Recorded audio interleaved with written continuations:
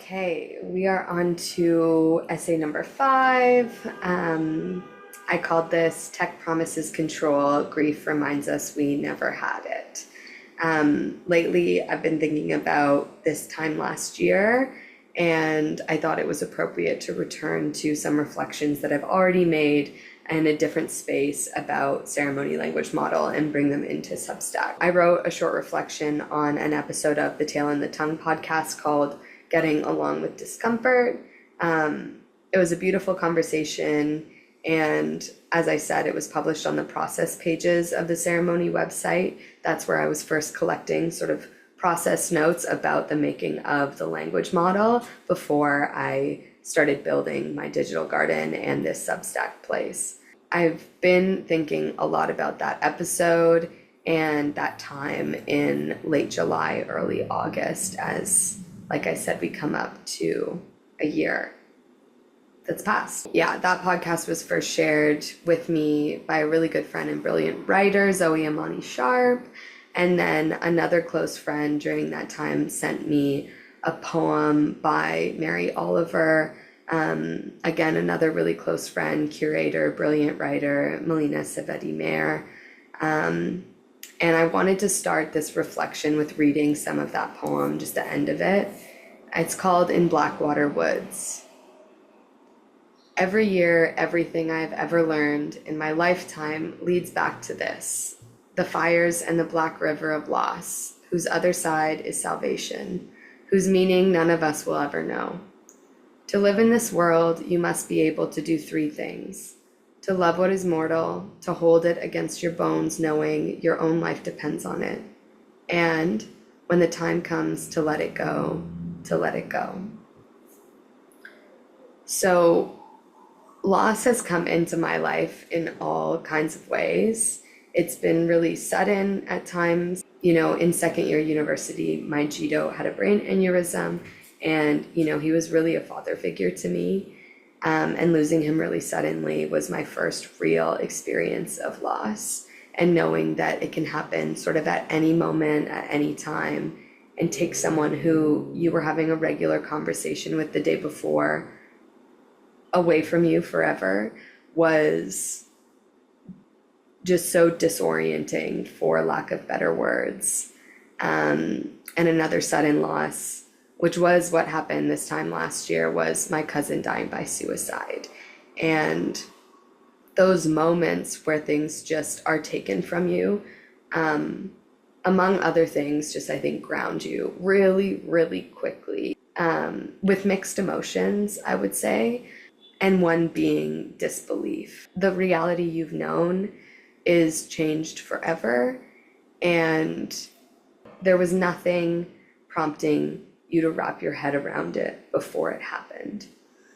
And then I've experienced more slow losses, like my grandmother's Alzheimer's, or my baba's long illness with MS, and sort of experiencing a physical decline and watching people slowly slip away while they're with you. And then I've experienced many things that we all have, breakups, grieving our hopes for certain relationships. I grieved my relationship with my dad at one point before he came back into my life. And I'm sharing this not to rhyme off how much I've lost, but just that, I've been thinking about when I was younger. I really thought that grief was something that you processed. Someone dies, you process losing them. And it was quite simple. The feelings might have been hard. Sadness is hard, but I didn't really contemplate how much grief is interwoven in so much of our lives. And I really know it as that now because of these different experiences and how I've reacted differently each time I've lost someone and I'm at a different point in my life. I now really understand grief as something that is always being negotiated depending on your relationship with love and giving love and being connected to another or the world at large. And I think that grief shows up differently each time we form a connection to anything, and it can really change us in many ways. So some people might learn to let go before they allow themselves to hold on to anything closely, or some of us can hold on far too tightly, afraid that releasing is the same thing as forgetting, or afraid of the pain that comes with letting go. For me, letting go in the past has felt like a betrayal in some ways of love itself. And so I've noticed myself be stuck in feelings of grief or loving something just so far past its expiry date. I was always thinking, if I let you go, did I ever love you at all? So to remain close to myself or aligned with myself, I held on and I loved until I was empty, and even that, it's interesting because sometimes doing that can feel almost more painful than the grief that comes from letting go.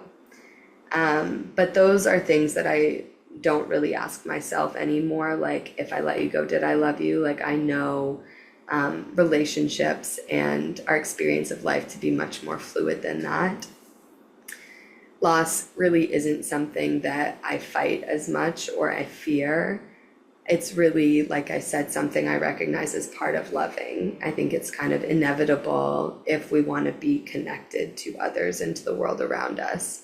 And I think back to my therapist telling me that health is really about feeling a spectrum of emotion and not only one. So we're not only looking to feel joy or happiness. That's not a signifier of health.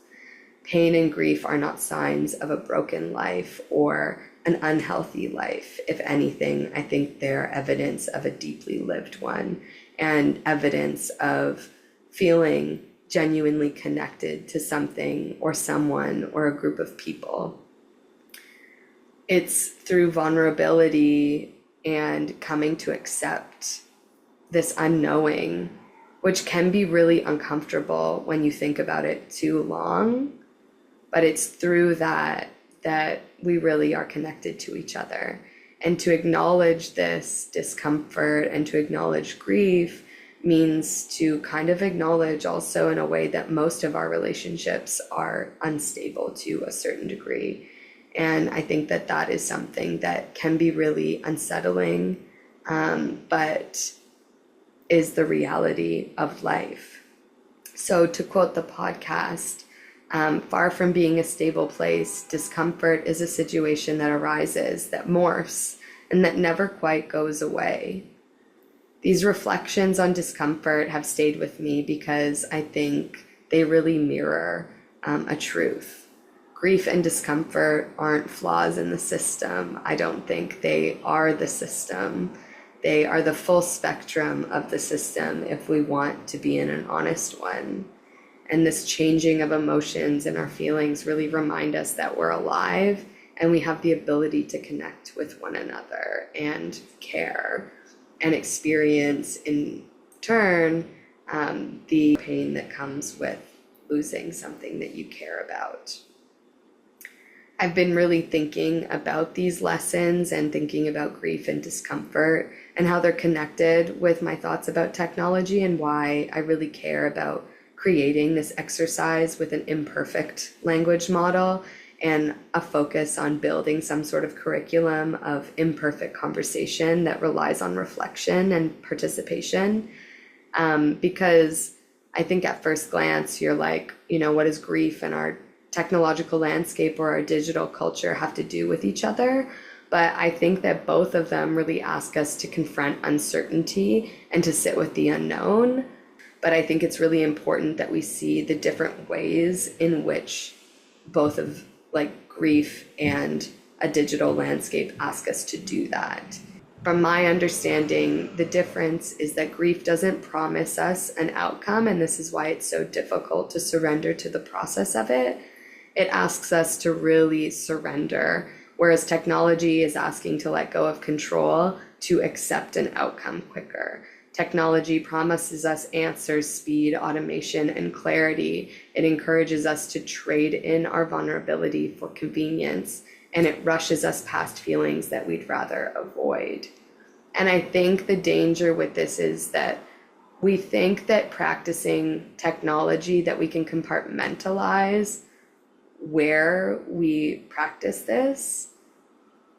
But I am worried that the more and more we do this, say in our workplace, the more and more it's going to show up in our personal lives. Because at the end of the day, we are not severed.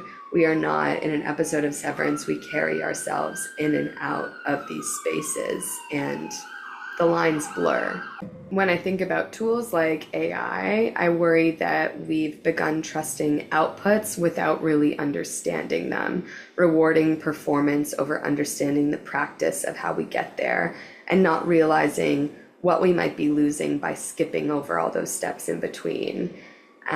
It's as if the faster we generate something, the cleaner on the surface it looks, the more it must be worth, or the more we can actually trust it. It's this whole appearance versus reality conversation. When people take their time, though, when we make mistakes along the way, we tend to lose trust in the process of, oh, that person messed up. Oh, they didn't get it right on the first try. Oh, why did it take them so long? But when people do things with intention and they're really trying to also advance something in a field, you have to be okay with rapid failure. We've heard this from so many innovators in the past, and that doesn't change now.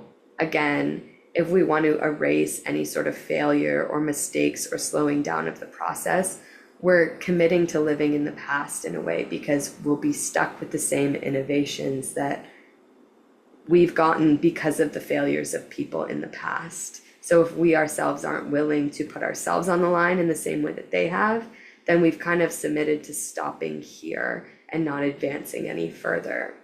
And we just change the surface of how things look and not actually the quality of the thing itself. What we end up with when we're willing to fail or make mistakes or feel vulnerable in these processes is something much more meaningful and that feels right for us. I mentioned this in another essay, that just because something makes sense on paper doesn't necessarily mean that it's right for us.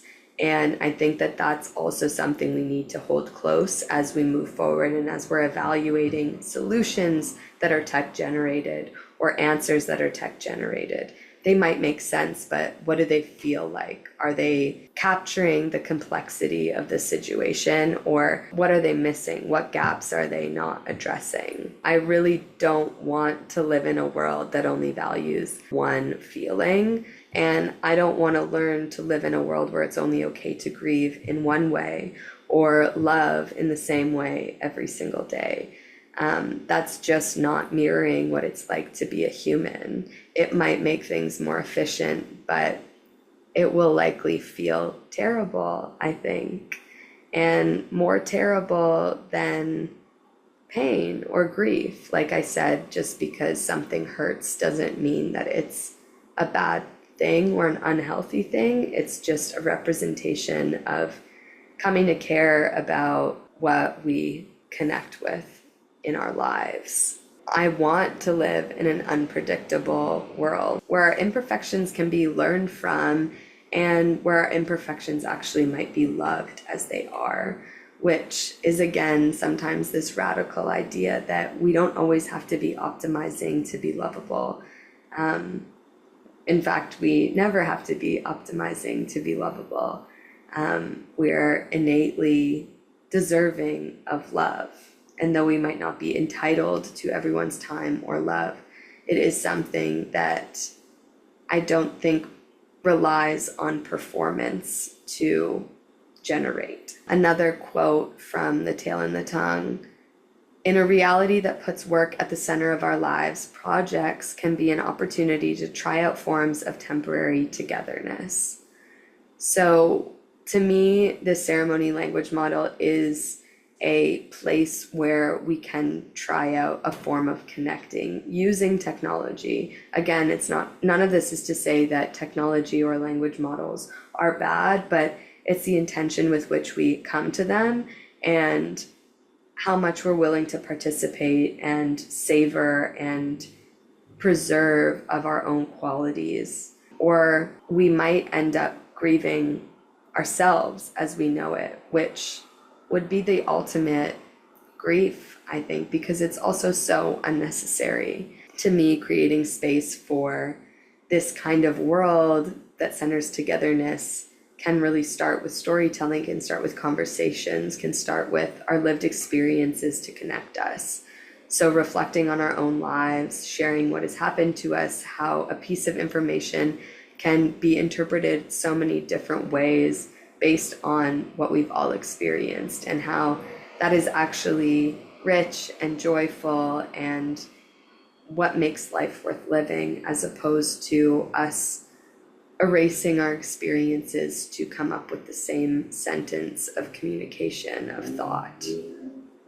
The more time we really try to control our outcomes, the less time we will spend actually living in them. And when loss comes, as it always does, it's up to us if we would rather feel something or nothing at all. And I really hope that we choose to feel something. So this is an example of what could happen with the ceremony language model. And Shar with Write with Leica, she was helping me with this project when I first started out. And so we were looking at, what would it look like to just say a word, like a key word, especially something that was close to the ceremony process. So what's a conversation? And the ceremony answer to that is, a conversation is not just about exchanging ideas. It's about sharing experiences, learning from each other, and creating new paths for growth. Just like how we as a collective entity constantly evolve through our interactions, a true conversation allows both parties to transform, enriching their perspectives and fostering mutual understanding. We know where it comes from, so immediately it's meaningful.